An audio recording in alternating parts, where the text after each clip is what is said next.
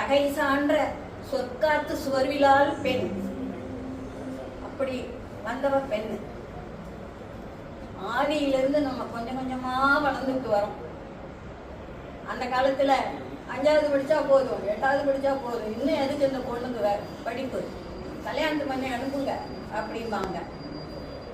அப்படி இல்லை, அதையெல்லாம் மீறி நம்ம படிச்சு வரணும். ஒரு கொள்கையோடு பிடிப்போடு வாழ்ந்த பெண்கள் தான் இன்னைக்கு முன்னேறி வந்துட்டே இருக்கிறாங்க.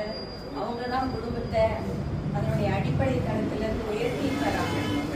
அப்படி ஒரு பெண் படித்த பெண்ணாக இருந்தா அவ குடும்பத்துல குழந்தைங்களை படிக்க வைக்க முடியும், உயர்ந்த நிலைக்கு கொண்டு வர முடியும்.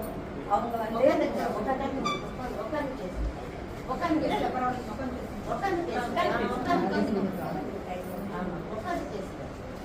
குடும்பத்தை தாங்க முடியும், குழந்தைங்களை உயர்ந்த நிலைக்கு கொண்டு வர முடியும்.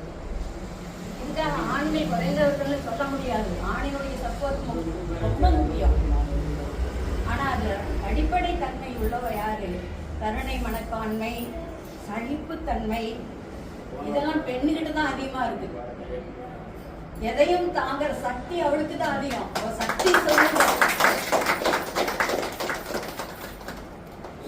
ஒரு பெண் ஒரு குடும்பத்துல படிச்சவளா இருந்திருந்தானா அந்த குடும்பம் நல்லதொரு குடும்பம், பல்கலைக்கழகம், அடுத்தடுத்து முன்னேறிட்டே வருவாங்க.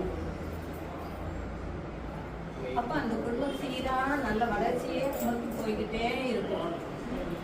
ஸோ மகளிர் காலத்துல குழந்தைங்களை படிக்க வையுங்க, பெண் குழந்தைங்களை படிக்க வையுங்க, அவங்களுக்கு நல்ல அறிவை கொடுங்க. இன்னைக்கு எல்லாம் பறந்து பிள்ளைங்க நல்லா படிக்கிறாங்க, நல்ல ஜாபுக்கு வராங்க, நல்ல நிலைமையில் இருக்காங்க.